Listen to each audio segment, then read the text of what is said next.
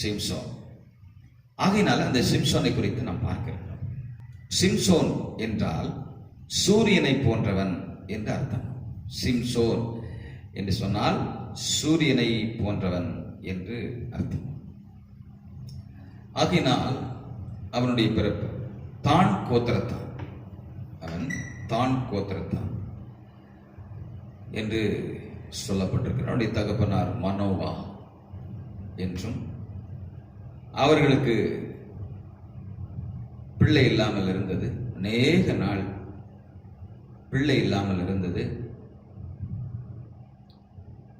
தேவதூதன் அவர்களுக்கு தரிசனமாகி மனோவா மனைவியோடு கூட பேசி அவர்களுக்கு குழந்தை தருவதாக வாக்கு பண்ணுகிறார். நியாயாதிபதிகள் 13ஆம் அதிகாரத்தில் அதை நாம் பார்க்கிறோம். உடனே மனோவா மனைவி வீட்டுக்கு வந்து தன் கணவனாரிடத்தில் அந்த சம்பவத்தை சொல்லுகிறார். தேவதூதன் என்னை சந்தித்தார், அவர் நமக்கு ஒரு குழந்தையை தருவதாக வாக்கு பண்ணியிருக்கிறார் என்று சொன்ன உடனே அப்படியா என்று அவன் விசுவாசிக்கிறான். அவர் மறுநாள் அது பார்க்கும் பொழுது தேவதூதன் இருக்கிறார், மனோவாவும் கூட பேசுகிறார். எல்லாரும் இப்போ அவங்க என்ன நினைக்கிறாங்க அப்படின்னா இந்த நீர் எங்களுக்கு ஒரு குழந்தையை தரப்போகிறேன், அந்த குழந்தைய நாங்கள் எப்படி வளர்க்க வேண்டும் என்று அங்கே கேட்கிறதை பார்க்க. தேவ பிள்ளைகளை, நீங்க எத்தனை பேர் ஆண்டவர்கிட்ட நிறைய பேர் கேட்பாங்க, ஆண்டவரே எனக்கு ஒரு நல்ல குழந்தை கொடுத்தீங்கன்னா நல்லா இருக்கும், எனக்கு ஒரு ஆண் பிள்ளையை கொடுத்தா நல்லா இருக்குன்னு அன்னாள் ஜெபம் பண்ணா. அதே போல நாமளும் ஜெபம் பண்ணி கொண்டிருக்கிறோம். சார் ஆண்டவரே எனக்கு ஆண் பிள்ளை, எனக்கு பெண் பிள்ளை, இல்லை எந்த பிள்ளைனாலும் பரவாயில்ல ஆண்டவரே, ஒரு பிள்ளையை கொடுத்தா நல்லா இருக்கும் அப்படின்னு எல்லாரும் ஜெபிக்கிறது வழக்கம். அப்படி ஜெபம் பண்ணி இவர்கள் குழந்தையை தருவதாக வாக்கு பண்ணின உடனே இவங்களுடைய சிந்தை இருக்குது பாருங்க. அவங்க அப்படியானால் எங்கள் பிள்ளையை நாங்கள் எப்படி வளர்க்க வேண்டும்? எத்தனை பெற்றோர் குழந்தைக்காக செபித்தவர்கள் அந்த குழந்தையை எப்படி வளர்க்க வேண்டும் என்று பிறப்பதற்கு முன்பாக எத்தனை பேர் அப்படி ஜெபித்து இருக்கிறீர்கள்? அவன் என் பிள்ளைய எப்படி வளர்க்க வேண்டும் அப்படின்னு, எனக்கு ஒரு குழந்தை கிடைச்சா அதை எப்படி வளர்க்கணும், எப்படி நடத்தணும், என்னெல்லாம் செய்யணும் அப்படின்னு நீங்களா சிந்தனை பண்ணுவீங்க. ஆனா தேவ சமூகத்தில் போய் எத்தனை பேர் ஆண்டவரே எனக்கு ஒரு குழந்தை கொடுத்தா அந்த குழந்தைய நான் எப்படி வளர்க்கணும்? அன்னாள் கூட பாருங்க, ஆண்டவர்கிட்ட வந்து ஜெபம் பண்ணுவான், எனக்கு ஒரு ஆண் பிள்ளையை கொடுத்தா அந்த பிள்ளைய உமக்கென்று ஆலயத்தில் கொண்டு விடுவேன் அப்படிப்பா. அது அவளுடைய விருப்பம், சரியா? ஆனா இந்த குடும்பம் அப்படி அல்ல, இந்த மனோவாவுடைய குடும்பம் அப்படி அல்ல. இந்த மனோவாவுடைய குடும்பம் அவங்க வந்து தேவன்கிட்ட கேட்கிறாங்க, ஆண்டவரே எங்களுக்கு நீர் ஒரு குழந்தையை கொடுத்தா அந்த குழந்தைய நாங்க எப்படி வளர்க்கணும் அப்படின்னு சொல்லி பிறக்க போகிற பிள்ளைக்காக அவங்க என்ன செய்யறாங்க, கேட்கிறாங்க. எங்களுக்கு சொல்லித்தாங்க, கற்பீங்க அப்படின்னு சொல்றாங்க.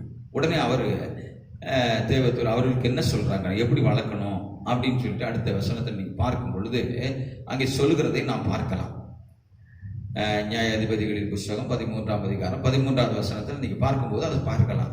கர்த்தருடைய தூதனானவர் மனோவாவை நோக்கி, நான் ஸ்திரீயோட சொன்ன யாவற்றிற்கும் அவள் எச்சரிக்கையாக இருந்து. அது முக்கியம். என்னங்க, ஆண்டவர்கிட்ட ஒரு ஜெபம் பண்ணுகிறது முக்கியம் இல்ல, அந்த ஜெபத்துக்கு ஆண்டவர் பதில் தரும்போது நீங்க எச்சரிக்கையா இருக்க வேண்டும் என்று சொல்லுகிறதை நாம் பார்க்கிறோம். எச்சரிக்கையா இருக்க வேண்டும். என்ன அப்படின்னா 14வது வசனத்தை வாசிக்கும் போது, திராட்சை செடியினாலே உண்டாகிற யாதொன்றும் சாப்பிடாமலும் திராட்சை ரசமும் மதுபானமும் குடியாமலும் தீட்டானது ஒன்றை புசியாமலும் நான் அவளுக்கு கட்டளையிட்ட எல்லாத்தையும் கை கொள்ள கடவுள் என்றார். அடுத்து இப்படி சொல்லுகிறதே, அப்பொழுது மனோவா கர்த்தருடைய தூதனை நோக்கி, நாங்க ஒரு வெள்ளாட்டு குட்டியை உமக்காக சமைத்து கொண்டு வரட்டும், தரித்தரும் என்று சொன்னோம். சரி போட்டும், அப்போ நாங்கள் அது வரைக்கும் நீங்கள் இருங்க அப்படின்னு சொல்லிட்டு நன்றியாக அவர்கள் பலியிடுகிறதை பார்க்கிறோம். அப்போ எது சொல்றேன்னா, இப்படி நீங்கள் வளர்க்கணும். அவன் ஒரு நஸ்ரயனாக இருக்கணும். சரவன் கத்தி என்ன செய்யக்கூடாது, அவன் தலையில் படக்கூடாது. இப்படி பல காரியங்களை மனோவாவோட கூட சொல்லுவாங்க. மனோவா அவரோட மனைவிய குடும்பத்தில் சொல்றாரு. சரின்னு சொல்லிட்டு இவங்க என்ன செய்றாங்க, அதே மாதிரி சிம்சோன் பிறக்கிறார், அவர் வளர்கிறார். 14வது வசனத்துல நாம் வரும் பொழுது, 14ஆம் அதிகாரத்தில் வரும் பொழுது அவரை குறித்து விசேஷமா சிம்சோனை குறித்து 14 இருந்து 16 வரைக்கும் கவனிங்க. 14ஆம் அதிகாரம், 15ஆம் அதிகாரம், 16வது வசனம் அதிகாரம், இந்த 3 அதிகாரத்தை நீங்க வாசித்தீங்கனாலே இந்த சிம்சோனை குறித்து மிக அழகாக தெளிவாக நீங்க புரிந்து கொள்ள முடியும். இந்த வேத பாடமே நீங்க என்ன செய்யணுமா, நீங்க புரிந்து கொள்ளணும்.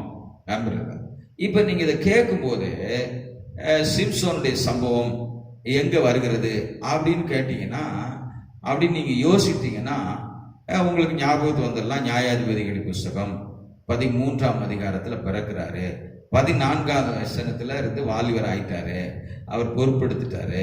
அப்புறம் 16ஆம் அதிகாரத்துல முடிக்கிறாரு, அவருடைய முடிவு அங்க இருக்கு அப்படின்னு நமக்கு புரிந்து கொள்ள முடியும். ஸ்தோத்திரம், கர்த்தர் நாம மையப்படுவதாக. அந்த 13ஆம் அதிகாரம் 5வது வசனத்துல நீங்க பார்க்கும்போது சிம்சோனை குறித்து அங்க சொல்லப்படுகிறதை நாம் பார்க்கலாம். கர்த்தருடைய பரிசுத்த நாமம் மையப்படலாம். நீ கற்பம் தரித்து ஒரு குமாரனை பெறுவாய், அவன் தலையின் மேல் சரவன் கத்தி படலாகாது. அந்த பிள்ளை பிறந்தது முதல் தேவனுக்கென்று நசரேனாய் இருப்பான். அவன் இஸ்ரவேலை பெலிஸ்தரின் கைக்கு நீங்களாக்கி ரட்சிக்க தொடங்குவான் என்று அங்கே சொல்கிறதை பார்க்கும். ஆமென். கர்த்தருடைய பரிசுத்த நாமம் மையப்பட்டான். இப்படி அவனை எப்படி வளர்க்கணும், அவன் என்னவா இருப்பான், அவன் எதிர்காலம் எப்படி இருக்கும், எல்லாத்தையும் குறித்து அந்த பெற்றோரிடத்தை தேவதூதர் சொல்லுகிறதை பார்க்கிறோம். கர்த்தருடைய அப்போ இது யாருக்கு சொல்வார் அப்படின்னா, ஆண்டவருடைய சமூகத்தில் கேட்குறவங்களுக்கு. குழந்தைய கேட்போம், ஆண்டவரே எனக்கு ஒரு குழந்தைய தாங்க அப்படின்னு சொல்லி இல்லாதவர்கள் கேட்கறது உண்டு. ஆனா அந்த குழந்தைய எப்படி வளர்க்கணும்னு கேட்குறீங்க பார்த்தீங்களா, அவங்களுக்கு கர்த்தர் இந்த புத்தி சொல்றாரு. இப்படி எல்லாம் இருந்தா நல்லது, இந்த பிள்ளையானது சாதாரண பிள்ளை இல்லை, இவன் ஒரு விசேஷமான ஒரு அபிஷேகம் உடையவன் அப்படின்னு அங்க சொல்லுகிறதை பார்க்கிறோம். ஆமென். சரி, அப்படியானா கவனிங்க, இந்த பெரிசரை குறித்து சொல்லுகிறது. அவன் என்ன செய்தான்னா 20 வருஷம் இஸ்ரவேலை ஆண்டான், 20 வருஷம் நியாயாதிபதியா இருந்தான் அப்படின்னு சொல்லி. 20 வருஷம், 1 வருஷம் 2 வருஷம் இல்ல, 20 வருஷம் என்று சொல்லப்பட்டிருக்கு. சரி, இப்ப 14ஆம் அதிகாரத்துக்கு நம்ம வருவோம். இந்த 14ஆம் அதிகாரம் 1-2 வசனங்களை நீங்க பார்க்கும்போது அவங்க அப்பா அம்மா கிட்ட வந்து சொல்றான். அவன் எங்க போனான்னா திம்னாத்துக்கு போய் வந்து திரும்பி வந்து தன் தாயையும் தன் தகப்பனையும் நோக்கி அவன் சொல்றான், திம்னாத்துல ஒரு பெலிஸ்தரின் குமாரத்திகள் ஒரு பெண்ணை கண்டேன், அவளை எனக்கு கொல்ல வேண்டும். இப்ப கவனிங்க, அந்நிய நுகத்தில் நீங்க பிணைக்கப்படக்கூடாது என்று வேதம் சொல்லுகிறது. கொரிந்தியர்கள் எல்லாம் வாசிக்கிறோம். ஆனா இவன் என்ன செய்யறான்னா, அந்நிய தேசத்துக்கு நான் போனேன், அங்க போய் ஒரு பெண்ணை பார்த்தேன், அந்த பெண்ணை நான் திருமணம் செய்ய வேண்டும் அப்படின்னு அப்பா அம்மாட்ட வந்து தைரியமா சொல்லுறான். ஒரு பெண்ணை எப்படி பார்க்கணும் அப்படின்னு வேதத்துல என்ன இருக்குன்னா, நீங்க ஈசாக்குடைய சம்பவம் நம்ம எல்லாருக்கும் தெரியும். ஈசாக்குடைய சம்பவத்துல நீங்க பார்க்கும் பொழுது ஈசாக்கு 40 வயசு. அந்த 40 வயசு வரைக்கும் அவன் என்ன செய்யறான், இந்த மாதிரி எண்ணமே இல்லை. அவன் வேதத்தை தியானிக்கிறவனும் அவன் ஆண்டவருக்கு பயந்து அப்பா அம்மாவோட இருந்துட்டு இருந்தான். ஆனா ஆபிரகாம் தான் அந்த ஈசாக்குக்கு ஒரு பெண் கொள்ளும்படி எலியேசரை அனுப்பி ஒரு பெண்ணை பார்த்து அவனுக்கு நல்ல ஒரு திருமணத்தை செய்கிறத பார்க்கிறோம். இதுதான் இன்னைக்கும் வழக்கத்தில் இருக்கு. இதுதான் ஒரு ஆசீர்வாதமான ஒரு திருமணம். சரி தானே? இன்னைக்கும் இன்னைக்கும் கூட வாலிப பிள்ளைகள் பாருங்க, எங்கேயாச்சும் சுற்றி திரிஞ்சிட்டு வேலை செய்கிற இடத்துல இல்லைன்னா பழகிற இடத்துல இல்லைன்னா காலேஜில், இப்படி இல்லைன்னா சொந்த பந்தங்கள் எப்படியோ ஒரு பழகி போய் சுற்றி திரிஞ்ச இடத்துல யாரையாச்சும் பார்த்தோன்னா கண்ணுக்கு அழகாக இருக்கும். நிறைய நான் பார்க்குறேன், ஏமாந்து போகிறது நான் பார்த்துருக்கேன். நல்ல கண்ணு வெளியில் வரும்போது நான் டிப்டாப்பாக நல்லா பேண்ட்டு ஷர்ட்டு போட்டு ஆள் அழகா இன்னும் பெரிய கோடீஸ்வரம் விட்டு பையன் மாதிரி வந்துடுவான், பொண்ணு மாதிரி வருவான். அவளை பார்த்தவனவங்கெல்லாம் மயங்கிடுவாங்க. சரிங்களா? அப்படி இருக்கும். அதே போல் இந்த சிம்சோன் என்ன செஞ்சிருக்கிறான், அங்கே திம்னாத்துக்கு போனவன் ஒரு அழகான பெண்ணை பார்த்தவனு மயங்கிட்டான். மயங்கி என்ன செய்யறான், அப்பா அம்மாட்ட வந்து கேட்குறான், இந்த மாதிரி நான் போய் பார்த்தேன், அந்த பொண்ணு ரொம்ப அழகா இருக்கா, என் கண்ணுக்கு ரொம்ப பிரியமாயிடுச்சு, அவளை தான் நான் என்ன செய்வேன், திருமணம் செய்வேன்.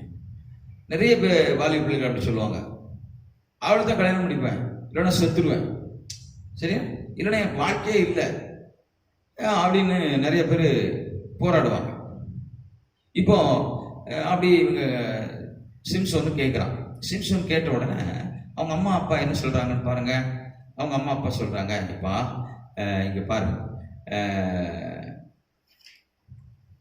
நீ போய் விருத்த சேதனம் இல்லாத பெலிஸ்தர் இடத்துல ஒரு பெண்ணை கொள்ளலாமா, ஒரு அந்நிய பெண்ணை போய் கல்யாணம் முடிக்கலாமா, நம்ம கொள்கை வேற அவங்க கொள்கை வேறையாச்ச, நமக்கு ஆண்டவர் சொல்லியிருக்கிற வார்த்தைக்கின்படி நம்ம ஜீவிக்கணும், அந்த பிள்ளைக்கு அது தெரியாது, ஆகையினால ஆண்டவர் அதை ஒத்துக்கிற மாட்டாருப்பா, நீ சாதாரண ஒரு வாலிபன் அல்லப்பா, ஆண்டவர்கிட்ட நாங்கள் கேட்டு வாங்கியிருக்கிறோம், ஆண்டவர் உன்னை எப்படி வளர்க்கணும்னு சொல்லியிருக்கிறாரு, எப்படி நீ வாழணும்னு சொல்லி வச்சிருக்கிறாரு, அதன்படி தான்பா ஜீவிக்கணும் அப்படின்னு சொல்லிட்டு அவங்க அம்மா சொல்றதை பார்க்கிறோம்.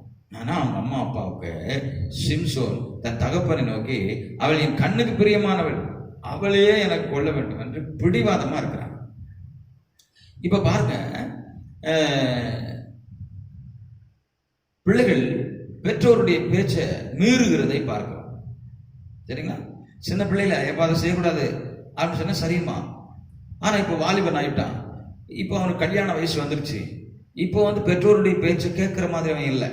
இன்னைக்கு நிறைய வாலிப பிள்ளைகள் அப்படித்தான் இருக்கிறாங்க, தாய் தகப்பன் பேச்சை கேட்கிற மாதிரி இல்லை. ஏன்னா அவங்கெல்லாம் மீறி பாவம் செய்கிற ஆட்கள். எல்லாரையும் நான் சொல்லலை, திருமண வயது வரைக்கும் கூட தாய் தகப்பன் பேச்சு கேட்கிறவங்களா இருக்கிறாங்க. பிள்ளைகள்லாம் பெற்றெடுத்து பேர பிள்ளைகளா இருந்தா கூட அப்பா அம்மா பேச்சு கேட்கிற ஒரு நல்ல ஒழுக்கம் உள்ள பிள்ளைகள் நிறைய இருக்கிறாங்க. ஆனா இந்த சிம்சோனை போல நிறைய பேர் இருப்பாங்க. அப்போ அப்பா அம்மாவோடு கூட போராடுகிறான். இங்க பாருங்க, நான் சொல்ற கவனிக்கணும், என் கூட வரீங்களா இல்லையா அப்படின்னு. அவனும் ஒரு பராக்கிரமசாலின்னு சொல்லுது, அவன் பேச்சு தோரணை அப்படி இருக்கிறது.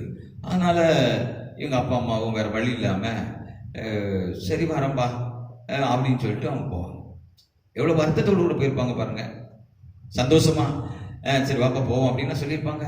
இல்லை, வேற வழி இல்லை. அவன் சொல்ற, நீ வரியா வரலையா, அவன் என் கண்ணுக்கு பிரியமா இருக்கா, அவளை தான் நான் கட்டுவேன், மறந்தே ஆகணும் அப்படிங்கும்போது தாய் தகப்பனும் அவன் பேச்சை மீற முடியல. இப்படி இன்னைக்கு அநேக பெற்றோர்கள் கண்ணீர் வடித்துக் கொண்டிருக்கிறார்கள். பிள்ளைகளை வளர்த்து ஆளாக்கி அந்த பிள்ளைகளை எப்படி நம்ம பார்க்கணும் அப்படிங்கிற பெரிய தரிசனத்தோடு பிள்ளைகளை வளர்ப்பாங்க. என் பிள்ளை இப்படி வளர்ந்து இப்படி இருப்பான், அவனுக்கு இப்படி ஒரு பொண்ணை பார்க்கணும், இப்படி இருக்கணும், அவன் இப்படி தான் ஆராதனை, இப்படி ஒரு நல்ல சர்ச்சில் எல்லாருடைய ஆசீர்வாதத்தோடு கூட என் பிள்ளைக்கு திருமணம் நடக்கணும் அப்படின்னு நிறைய பெற்றோர்கள் ஆசையா இருப்பாங்க. அது மாதிரி தான் இந்த மனோபாபாவுடைய மனைவியும் ஆசைப்பட்டாங்க. ஆனா இவன் என்ன சொல்றான், அந்நிய தேசத்துல போய் அந்த பெண்ணை கொள்ளணும் அப்படின்னு சொல்லிட்டு போயிட்டான். சரின்னு சொல்லிட்டு இவங்க போறாங்க. போகும்போது அங்க கீழே பார்த்தீங்கன்னா ஒரு சிங்கத்தினுடைய சிங்கம் பார்த்தோம்னா சிங்கத்தை அடிப்பான்.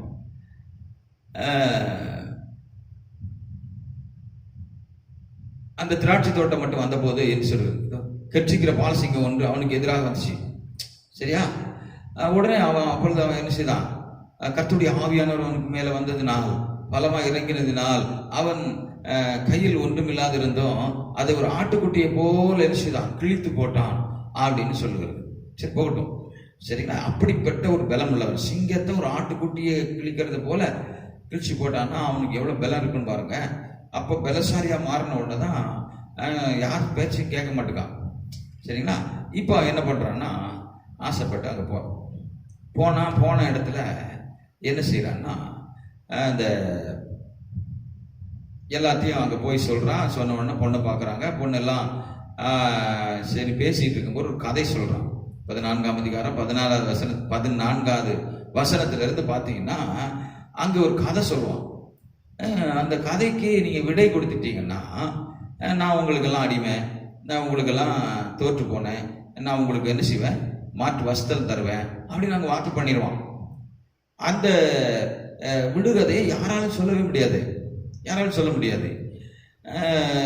பட்சிக்கிறவரிடத்திலிருந்து பட்சணமும் பலவானிடத்திலிருந்து மதுரமும் வந்தது என்ன என்றால் அந்த விடுகதை அவர்கள் 3 நாட்கள் மட்டும் என்ன செய்யுது, அவங்களால அதை விடுவிக்க முடியல.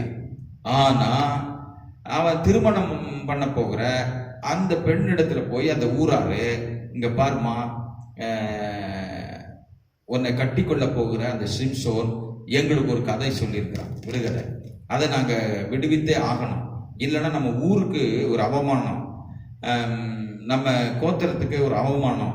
ஆகையினால நீ எப்படி ஆச்சனும் அவங்ககிட்ட பேசி அந்த கதைக்குண்டான பதிலை நீ பெற்றுக்கொள்ளணும் அப்படின்னு சொல்லுவோம்.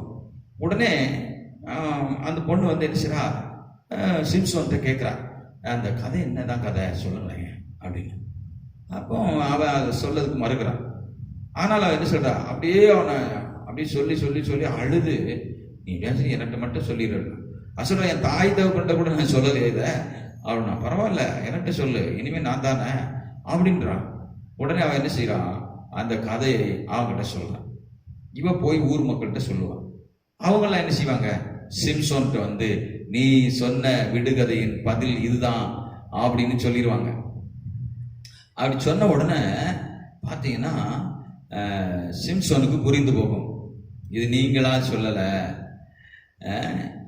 இது வந்து நான் என் பெஞ்சாதி கட்டி கொள்ள போகிற அந்த பெண்ணிடத்துல சொன்ன, அவ வந்து உங்களுக்கு சொல்லியிருக்கிறா, இப்படிதான் நீங்க என்ன செஞ்சிருக்கிறீங்க, இந்த கதையை விடுதலை பண்ணியிருக்கிறீங்க, விடுவித்திருக்கிறீங்க.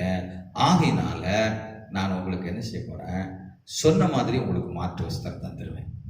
ஆனாலும் எனக்கு இது ரொம்ப மனவேதனையா இருக்குன்னு கோபத்தோடு கூட போகும். ஆமென், அல்லேலூயா.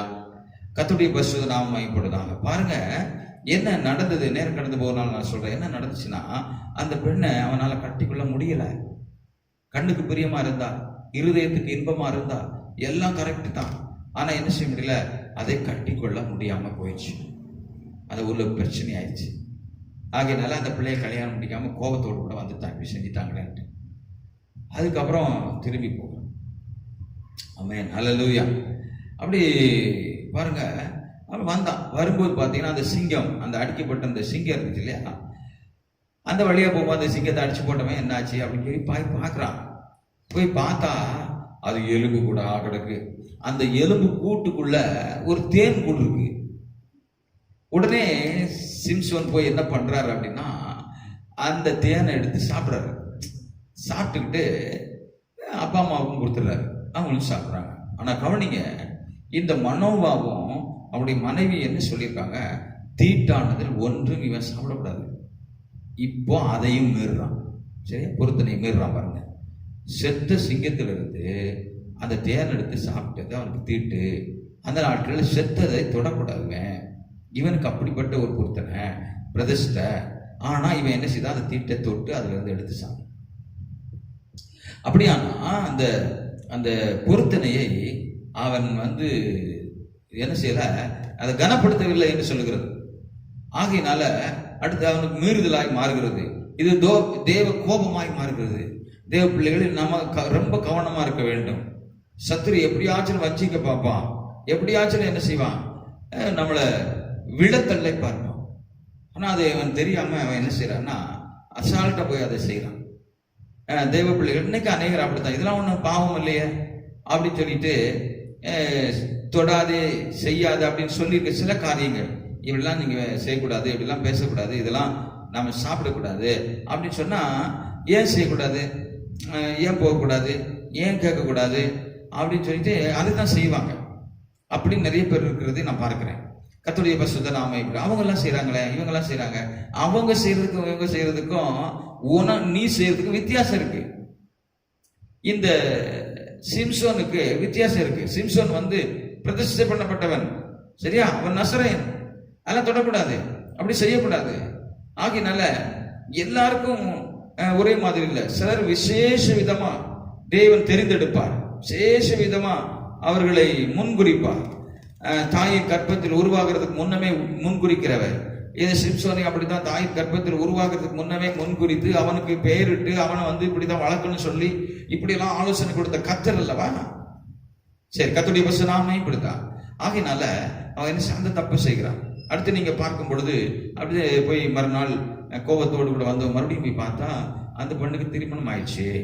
வேற ஒரு பையன், இவன் கோபத்துல வந்துட்டான், இன்னும் கல்யாணம் முடிக்க மாட்டான் போறான்னு அவன் வேற ஆளுக்கு கொடுத்துட்டாங்க. ரொம்ப இவனுக்கு வருத்தமாகி அங்க என்ன பண்றான், அந்த ஊர் மக்கள் அழிக்கிறான், வெள்ளாமையெல்லாம் அழிக்கிறான். அதனால அந்த ஊர் மக்கள் இன்னும் இவன் மேல அதிகமான கோபத்துல வந்துட்டாங்க. இவன் வெறுப்புல நிறைய பேரை நான் பார்க்க. கவனிங்க, நீங்க தப்பு செய்கிறது எங்க அப்படின்னா, இப்ப இவருக்கு லவ் ஃபெயிலியர் ஆயிடுச்சு. அவன் விரும்பின பெண்ணு கிடைக்கல, விரும்பின பெண்ணை இன்னொருத்தன் கல்யாணம் பண்ணிட்டான். வேணா தங்கச்சி இருக்கிறாம கல்யாணம் முடிச்சுக்கோன்னு அவங்க அப்பா சொல்றான். இல்லை அதெல்லாம் வேண்டாம், நான் விரும்புகிற பொண்ணு தான் வேணும் அப்படின்னு சொல்லிட்டு என்ன பண்றான், இவன் கோபத்துல வந்துதான் அவங்க வெள்ளாமையெல்லாம் அழிச்சிடுறான். நரிகளை பிடிச்சு வாழை கட்டி தீப்பந்தத்தை வச்சு அப்படிலாம் அழிச்சிருவான். சரி, இப்ப என்ன நடக்கு அப்படின்னு சொன்ன அவனுக்கு ரொம்ப சோகம் தாங்கல. அப்புறம் தான் நீங்க பார்க்கும்போது 16ஆம் அதிகாரம் 1வது வசனத்துல நீங்க வாசித்து பார்த்தீங்கன்னா, அங்கே ஒரு வேசிக்கிட்ட போயிடறான். பாப்பா, வாழ்க்கையை கெடுத்து போடுறதுதான் வேலை. ஆமா, சிம்சோன் காசாவுக்கு போய் இப்ப எங்க போறாங்க, முதல்ல திம்னாத்துக்கு போனா, இப்ப காசாவுக்கு போய் அங்கே ஒரு வேசியை கண்டு அவளிடத்தில் போனான் என்று சொல்கிறது. தேவ பிள்ளைகளை, நம்ம உலகத்துல சொல்லுவாங்க, ஆவதும் பெண்ணாலே அழிவதும் பெண்ணாலேன்னு. இப்ப இவனுக்கு அழிவு எங்க இருக்குன்னா அந்த பெண்ணினால. ஒரு பெரிய சிம்சோன், பராக்கிரமசாலி, ஒரு பச்சை தாடை எலும்பினால 1000 பேரை கொண்டு போட்டவன் என்று வேதம் சொல்லுது. சிங்கத்தை, பால சிங்கத்தை அவன் ஒரு ஆட்டுக்குட்டியை கிழித்து போட்டது போல கிழித்து போட்டவன். பச்சை நார்னால் அவனை இறுகு கட்டின பொழுதும் அது நெருப்புப்பட்ட ஒரு கயிறை போல அது அறுந்து போனதை பார்க்கலாம். இப்படிப்பட்ட ஒரு பராக்கிரமசாலி, இப்படிப்பட்ட ஒரு நல்ல ஆவியை பெற்றவன், அபிஷேகம் பெற்றவன், அவன் எங்க போய் விழுந்துட்டான் அப்படின்னா ஒரு வேசியத்துல. காரணம் என்ன தெரியுமா? தான் விரும்பினது கிடைக்கல, தான் விரும்புற மாதிரி நடக்கல. ஆகையினால நான் என்ன செய்யணும், என்ன நான் கெடுத்து கொள்ள போறேன், என்ன நான் அழிச்சு கொள்ள போகிறேன் அப்படிங்கிறதான் அவனுடைய எண்ணம். இப்படி இன்னைக்கு நிறைய பேரை நான் பார்க்கிறேன். நிறைய வாலிப பிள்ளைகள் உலகத்துல நான் பார்க்கிறேன். உலகத்துல இருக்கிற வாலிப பிள்ளைகள், கிறிஸ்தவ பிள்ளைகள் அப்படி இல்லை, ஆனா நிறைய வாலிப பிள்ளைகள் நான் பார்க்கிறேன். உலகத்துல தன்னை கீறிக்கொள்வாங்க, சுட்டு வச்சுக்கிடுவாங்க. கையெல்லாம் பார்த்தீங்கன்னா கத்தி வச்சு கீறிக்கிடுவாங்க. சிலர் பார்த்தீங்கன்னா அதுல பீடியை வச்சு சுட்டு சுட்டு சுட்டு அவங்க எல்லாம் புண்ணா இருக்கும், தன் சரீரத்தையே கெடுத்துக் கொள்வாங்க. அப்படி தன்னை கெடுத்துக் கொள்ளுகிறதை நான் பார்க்க முடிகிறது. தேவ பிள்ளைகளே, ஆமென், அல்லேலூயா. ஆகையினால என்ன நடந்துச்சு, இப்படி ஓவரா போய்கிட்டு இருந்தான். 16ஆம் அதிகாரம் 20வது வசனம் சொல்கிறது, நியாயாதிபதிகள் 16:20 சொல்கிறது, கர்த்தர் அவனை விட்டு விலகினார் என்று சொல்கிறார். அப்பொழுது அவள், சிம்சோனே, பெலிஸ்தர் உன்மேல் வந்து விட்டார்கள் என்றால் அவன் நித்திரை விட்டு விழித்து கர்த்தர் தன்னை விட்டு விலகினதை அறியாமல் எப்பொழுதும் போல உதறி போட்டு வெளியே போனான். எங்க இருந்து போறாங்க? வேசி வீட்டில இருந்து எழுந்து போறான். இப்போ கர்த்தர் விலகினதை தெரியலை. ஆகினால் இவ்வளவு நாள் இருந்த அந்த பராக்கிரமம் தெரியவில்லை, அந்த மகத்துவம் தெரியவில்லை, தேவன் அவனுக்கு வைத்திருந்த அந்த கிருபை அவனுக்கு தெரியவில்லை, அந்த அபிஷேகத்தை புரிந்து கொள்ளவில்லை, அந்த வல்லமையை அவன் மட்டுப்படுத்தி விட்டான். ஆகையினால் என்ன நடந்துச்சு தெரியுமா? அவனை பிடித்து சங்கிலினால கட்டி கண்ணை பிடுங்கி ஒரு குரங்கை போல வேடிக்கை காட்டும்படி ஆய்கொண்டு போகிறார்கள். மாவரைத்து கொண்டிருக்கிற அந்நிய தேசத்துல போய். தேவ பிள்ளைகளே, தேவ பிரியம் இல்லாமல், தாய் தகப்பனுக்கு கீழ்ப்படியாமல், இப்படி அந்நிய நுகத்தில் நீங்க பிணைக்கப்படுவதற்கு தேவ சித்தம் இல்லாத ஒரு காரியத்தை செய்து நம்முடைய பிரதிஷ்டை இழந்து, நம்முடைய அந்த ஆண்டவருடைய அன்பை இழந்து, எல்லாவற்றையும் இழந்து பாவத்துக்குள்ள போகிற ஒவ்வொரு வாலிபனுடைய முடிவும் அப்படிதான் இருக்கும். அதனால என்ன நடந்துச்சு அப்படின்னா, அவனை இப்ப என்ன செய்றாங்க, பெலிஸ்தர் கட்டிக்கிட்டார்கள். பிசாசு கட்டிட்டான், கண்ணை பிடிக்கிட்டான், மாவரைக்கு வச்சுட்டு இருக்கான். வேலைங்க ஒரு தேசத்தை ஆள வேண்டியவன், 20 வருஷம் நியாயாதிபதியா இருந்து நியாயம் விசாரிக்க வேண்டியவன், இப்பொழுது இந்த வேலைக்கு இருக்கான். வேடிக்கை காட்ட போறாங்க. கடைசி அவனுக்குள்ள ஒரு மனம் திரும்புதல் வந்தது. ஆண்டவர்கிட்ட ஜெபம் பண்ற, ஆண்டவரே ஒரே ஒரு விசை என்னை மன்னியும், ஒரே ஒரு விசை. அவன் முதல் முறையா ஜெபிக்கிறது அதான் நினைக்கிறேன். நீங்க பாத்தீங்கன்னா அப்படிதான் ஜெபிக்கிறான். ஆண்டவரே ஒரே ஒரு விசை என்னை மன்னித்தரணும், இந்த ஒரு விசை என்னை மன்னித்தரணும். மீண்டும் ஆண்டவரே என்னை சுத்திகரித்து என்னை பலப்படுத்தி அந்த வல்லமையை எனக்கு தாங்கப்பா. இப்பதான் அந்த வல்லமையை புரிந்திருக்கிறான், இப்பதான் அந்த அபிஷேகத்தை உணர்ந்திருக்கிறான், இப்பதான் அந்த தாய் தகப்பன்னு சொன்ன அந்த பிரதிஷ்டையை நினைச்சு பார்க்கிறான். ஆண்டவரே எனக்கு எப்படிப்பட்ட பிரதிஷ்டை, எப்படிப்பட்ட அபிஷேகம், எப்படிப்பட்ட வல்லமை, எப்படிப்பட்ட வேலைக்கு என்னை அழைத்திருந்தீங்க, ஊழியத்துக்கு என்னை அழைத்திருந்தீங்க, நான் அதை எல்லாத்தையும் மறந்து தப்பு பண்ணிட்டேன். ஒரே ஒரு விஷயம் என்னை மன்னித்து பரிசுத்தப்படுத்தி மீண்டும் அந்த அபிஷேகத்தை தாங்கன்னு சொன்ன உடனே ஆண்டவர் அப்படியே மன இறக்கம் உள்ள தெய்வம் அல்லவா, அப்படியே மனம் இறங்கி அவனுக்கு அந்த வல்லமை தருவான். ஆமென். பெலிஸ்தர் அத்தனை பேர்கள் சத்துருக்களை, பிசாசின் வல்லமைகள் அத்தனை ஒரே செகண்ட்ல அழித்து போட்டான் என்று வாசிக்கிறோம். பிள்ளைகளே, ஆகையினால் தர்மியான எந்த சூழ்நிலையிலையும் நம்முடைய ஆண்டவர் கைவிடுகிறவரே அல்ல. அவரை நோக்கி நம்ம கூப்பிடும் பொழுது, நீ தப்பு பண்ணியிருந்ததான் மனம் திரும்பி, ஆண்டவரே என்ன மன்னிச்சு என்ன பரிசுத்தப்படுத்துங்க, நான் போகக்கூடாத வழியில போய்விட்டேன், தேடக்கூடாத பெண்ணை தேடிவிட்டேன், ஆண்டவர் செய்யக்கூடாத வேலையை நான் செய்து விட்டேன், என் தாய் தகப்பனுக்கு கீழ்ப்படியாமல் போய்விட்டேன், என்னை மன்னித்து என்ன பரிசுத்தப்படுத்துங்க, எனக்கு மீண்டும் ஒரு நல்ல வாழ்க்கையை தாங்க, மீண்டும் அந்த அபிஷேகத்தை தாங்க, மீண்டும் அந்த தரிசனத்தை தாங்க, மீண்டும் நான் ஆண்டவர் ரட்சணியத்தின் சந்தோஷத்தை எனக்கு திரும்ப தாங்க என்று தாவீது கேட்டது போல நீங்கள் கேட்டு ஆண்டவர்கிட்ட நான் நல்ல ஐக்கியமாகுங்க. கர்த்தர் நல்லவர், கர்த்தருடைய பரிசுத்த நாமம் மகிமைப்படுவதாக. நம்ம ஜெபிப்போமா? ஆமென். அல்லேலூயா. மகா இரக்கமுள்ள எங்கள் நல்ல ஆண்டவரே, இந்த நல்ல வேளைக்காய் உமக்கு நன்றி. பிதாவே, மனேசகுமான இயேசு கிறிஸ்துவின் வேறுபட்ட நாமத்தை ஜெபிக்கிறேன். இந்த சிம்சோனை போல வாலிபர்கள் அநேகர் தங்களை அழித்துக் கொண்டிருக்கிறதை நான் பார்க்கிறேன். ஆகையினால் ஆண்டவரே, இந்த சம்பவத்தை கேட்கிற ஒவ்வொருவரும் ஒப்பு கொடுக்க கர்த்தர் உதவி செய்யும். அவருடைய வாழ்க்கையை திரும்ப கட்டி எழுப்ப ஆண்டவர் நல்ல ஒரு அபிஷேகத்தை தாரும், நல்ல ஒரு ஆண்டவர் பலனை தாரும். ஆசீர்வதியும் இயேசுவின் நாமத்தில் பிதாவே, ஆமென். என் ஆத்துமாவே கர்த்தரை ஸ்தோத்திரி, என் உள்ளமே பரிசுத்த நாமத்தை ஸ்தோத்திரி. என் ஆத்துமாவே கர்த்தரை ஸ்தோத்திரி, கர்த்தர் செய்த சகல பாரங்களையும் மறவாதே. ஆமென். நம்முடைய கர்த்தராகிய இயேசு கிறிஸ்துவினுடைய கிருபையும் பிதாவாகிய தேவனுடைய அன்பும் பரிசுத்த ஆவியானவருடைய அன்பின் ஐக்கியமும் நாம் யாவரோடும் சகல பரிசுத்தவான்களோடும் விசேஷமா வீடுகளில் இருந்து கேட்டுக்கொண்டிருக்க ஒவ்வொருவரும் கூட நம்முடைய வருகை மற்றவருடைய கரணமோடு இருப்பதாக. ஆமென். ஆமென். Praise the Lord. கர்த்தர் தாமே ஆசீர்வதிப்பாராக. மீண்டும் நாளை சந்திப்போம்.